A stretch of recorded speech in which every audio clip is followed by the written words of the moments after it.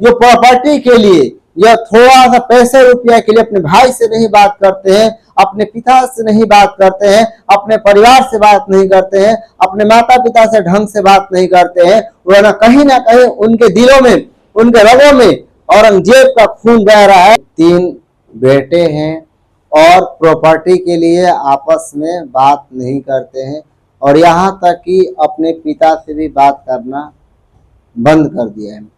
माता जी, यह बहुत मार्मिक प्रश्न है और हर घर की लगभग में कहानी यही है। मैं जो भी मेरे वीडियो को देखते हैं, मैं सभी से निवेदन करूंगा, जो हमारी जो सनातन परंपरा है, जो राम को मानने वाली परंपरा है, जो भगवान श्री कृष्ण को मानने वाली परंपरा है, जो वैदिक ऋषि मुनियों की मानने वाली परंपरा है, वो हमें त्याग सिखाती है। एक और परंपरा है, औरंगजेब की परंपरा है, तो वो क्या करती है कि अपने प्रॉपर्टी के लिए अपने पिता को बंदी बना डालता है और थोड़ा सा प्रॉपर्टी के लिए अपने भाई को ऐसे तलवार से काट देता है। तो हमारी परंपरा तो त्याग सिखाती है, बंटवारा नहीं सिखाती है। तो राम बनना है, औरंगजेब नहीं बनना है। तो मैं आपको एक कविता के माध्यम से इस प्रश्न का उत्तर देना चाहूंगा कि एक भैया राम थे, एक भैया राम थे, राज मुकुट जिनके चरणों में था। एक भैया राम थे, राज मुकुट जिनके चरणों में था, तब भी उन्होंने उसे छोड़ धर्म को वरण किया। वन की छाव में, वन की छाव में त्याग की छवि पली, जहां भैया भरत की आंखों में राम भैया के लिए भक्ति जली। भरत भैया न मांगने गए थे, भरत भैया न मांगने गए थे, न कोई चाह लिए, बस राम भैया का प्रेम और चरणों की राह लिए। खड़ाऊ रख दी, खड़ाऊ रख दी, कहा मैं राजा नहीं। खड़ाऊ रख दी, कहा मैं राजा नहीं, जब तक भैया राम न लौटे यह गद्दी भी मेरी नहीं। अब आप ध्यान से सुनिए। और एक सत्ताधारी और एक लालची सत्ताधारी औरंगजेब था, खून से भींगा सिंहासन, जिसे चाहिए था ताज, न भाई न अपनापन।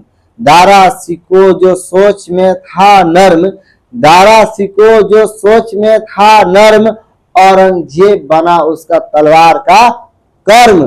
पिता को बंदी, औरंगजेब का कारनामा देखिए, पिता को बंदी, भाइयों को मिटा डाला, सत्ता की आग में अपनों को ही जला डाला। जहां भैया, जहां आज्ञाकारी भैया राम ने, जहां आज्ञाकारी भैया राम ने वचन को पवित्र कर डाला, वहीं दुष्ट औरंगजेब ने वंश को ही मिटा डाला। राम बनो, राम बनो, जो वचन के लिए सब कुछ लुटा जाए। राम बनो, जो वचन के लिए सब कुछ लुटा जाए। भरत बनो, जो भाई के चरणों में राज्य चढ़ा जाए।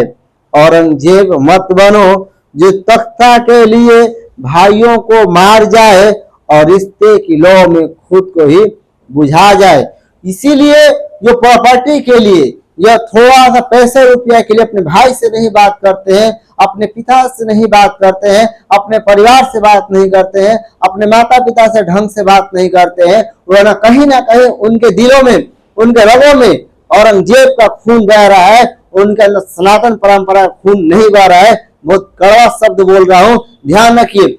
जो आदमी प्रॉपर्टी के लिए अपने कुछ भी हो जाए, अपने पिता से बात करेगा, अपने भाई से बात करेगा, उसके रगों में, उसके ब्लड में भगवान राम का खून बह रहा है, उसके ब्लड में भगवान वैदिक परंपरा का खून बह रहा है, ऋषि मुनियों का खून बह रहा है, और उन्हीं को सनातनी बोलने का अधिकार है, उन्हीं को वैदिक बोलने का अधिकार है। नहीं तो प्रॉपर्टी के लिए और भाई भाई की हत्या कर देता है और केस कर देता है, तो उनको सनातनी बोलने का अधिकार नहीं है। उनको औरंगजेब का औलाद बोलने का औलाद है, वो औरंगजेब का औलाद है। बहुत कटु शब्द बोल रहा हूं, बहुत बुरा लगेगा। आपसे निवेदन है कि प्रॉपर्टी के लिए पिता से बात बंद मत करो। पिता तो पिता ही होता है। पिता रोटी है, कपड़ा है, मकान है, नन्हे से परिंदे का उड़ता हुआ आसमान है। पिता का एहसान नहीं भूलना चाहिए।